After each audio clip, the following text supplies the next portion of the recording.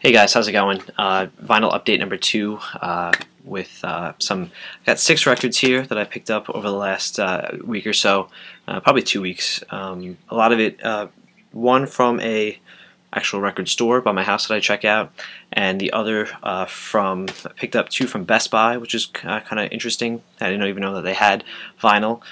One from eBay, and then one from Discogs, which I signed up for, and then for some reason the seller threw in another record that I didn't ask for, so I'll take it. It was pretty cool.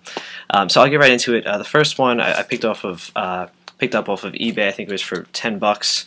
It's and I picked up some sleeves too. Not the Blake sleeves that everyone talks about, because I didn't know how to get those. If someone can let me know, those look nice. But just some sleeves off Amazon. The first one is The Tallest Man Alive, The Wild Hunt. I'll take it out. Nothing too crazy with the vinyl here, but this it's a one-man acoustic project.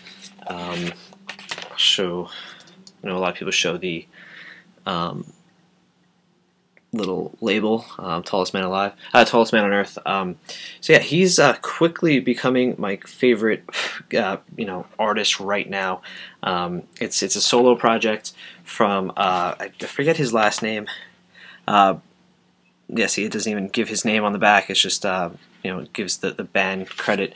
But it's a solo project from a Swedish singer-songwriter.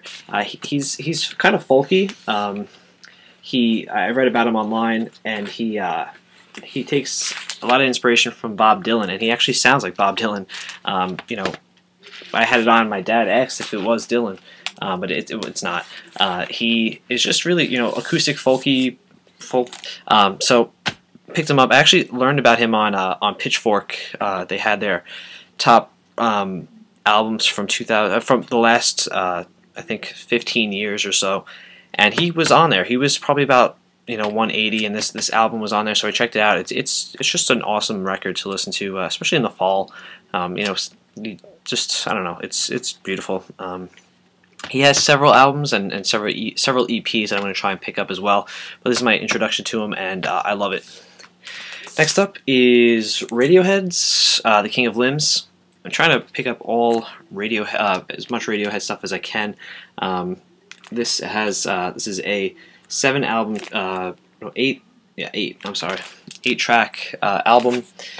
I think 180-gram vinyl, I believe. That's another thing I've picked up from people online. So nice little pull-out, inside sleeve. Radiohead is usually pretty good with their stuff. I have the Benz, which wasn't as great, but I have OK Computer, which was awesome. My sister actually owns In Rainbows, which is another one I have to pick up. They usually provide some pretty good, inside album artwork and stuff like that. Nice little label on there. 2 different colors on the back. Oh, actually, yeah. This you can't really tell. This is orange and brown, and this one is red and yellow. This was a record really that I've just kind of gotten into lately. I think it came out in maybe 2011. I'm sorry. So I didn't really get into it when it first came out. It's pretty it's a step back towards in my opinion like OK Computer, in a sense. It's very overproduced, and it's very electronic, and which I don't mind at all. But it's great. I mean, I watched on PBS. They had Austin City Limits, and they were Radiohead was on there, and they performed a lot of stuff from King of Limbs, and it's pretty great watching them play live. It was just the amount of different instruments and electronics and stuff like that they use is crazy. So this I actually got from Best Buy for I think $15, and it was free shipping as well, which is really cool. So I was happy to have that. Next up is Ram by Paul McCartney. I picked this up at my record store. It was $7, and then I had $2 credit there, so I got this for $5. It was recently reissued and I think remastered earlier this year, but this is the 1971 issue. It's got some ring wear, you can see a little bit, but not too bad. It's got definitely some wear on the on the corners and on the edges and stuff like that. So it's kind of beat up, but nothing too bad, and it plays really well.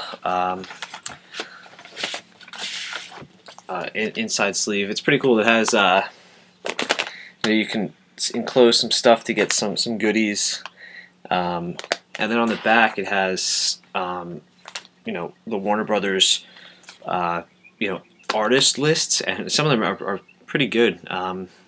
Going through it, Alice Cooper, Bill Cosby, Deep Purple, the Grateful Dead, a lot of Van Morrison. They were all on the same label. James Taylor, and then on Reprise Records, there was the Beach Boys, Sammy Davis Jr., Kenny Rogers, Fleetwood Mac. So pretty cool to see all these old bands, the Kinks, all on the same label. So I was happy to have this. I actually just listened to the record the first time, probably about 4 or 5 months ago when it was reissued. I listened to it online, and I really liked it, and it's I'm glad to have it in my collection. I don't have too much old stuff, but this is one of it. I'm not really into I see a lot of guys on here into like classic rock from like the 70s and 80s and stuff like that, 60s. I'm not really into that too much, so a lot of my stuff is pretty new.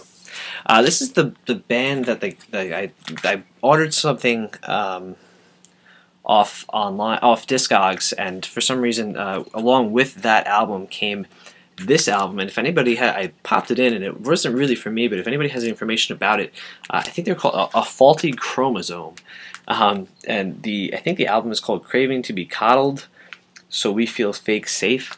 I don't know, it's pretty interesting. The artwork is comic, it looks like comic drawn. I don't know, I know nothing about them.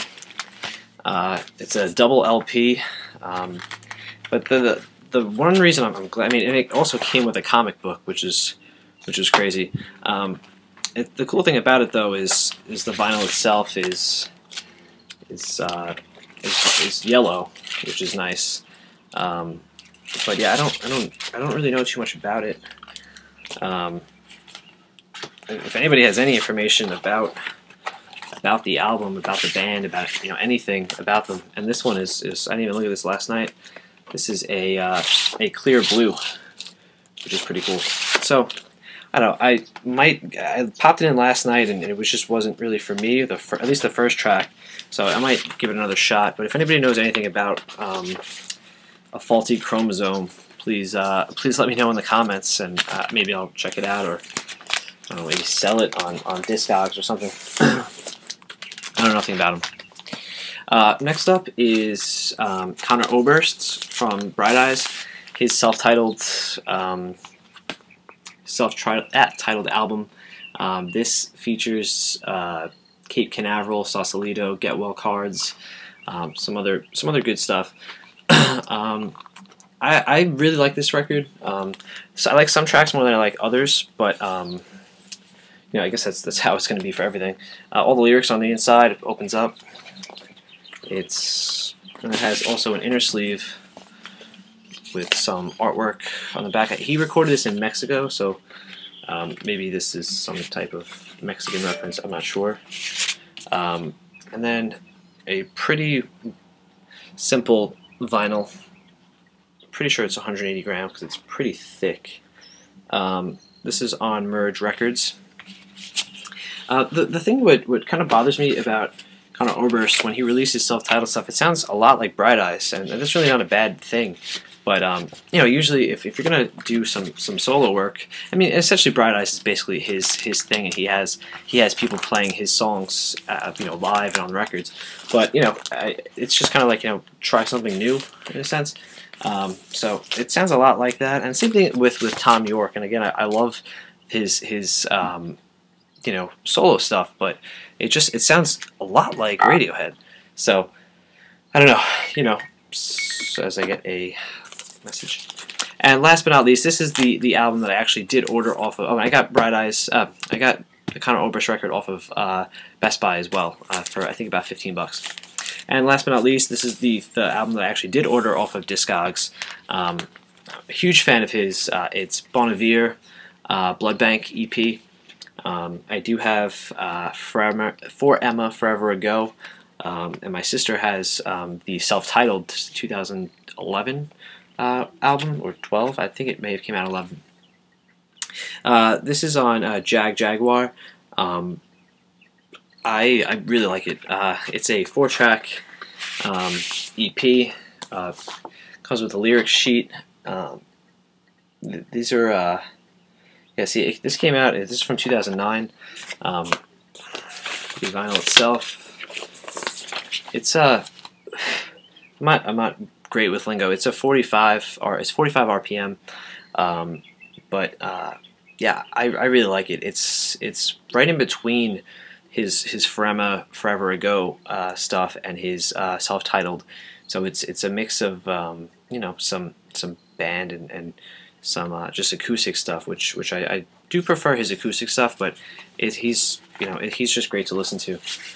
So I got this for I think $6, and then it came to plus it was $6.50 plus $3 shipping for the 2 records. So I got them both for about $10 off Discogs, which thanks. I mean, no one recommended Discogs to me, but just people mentioning it, I had to check it out, and that site is great. It's definitely gonna suck some money from my wallet, that's for sure.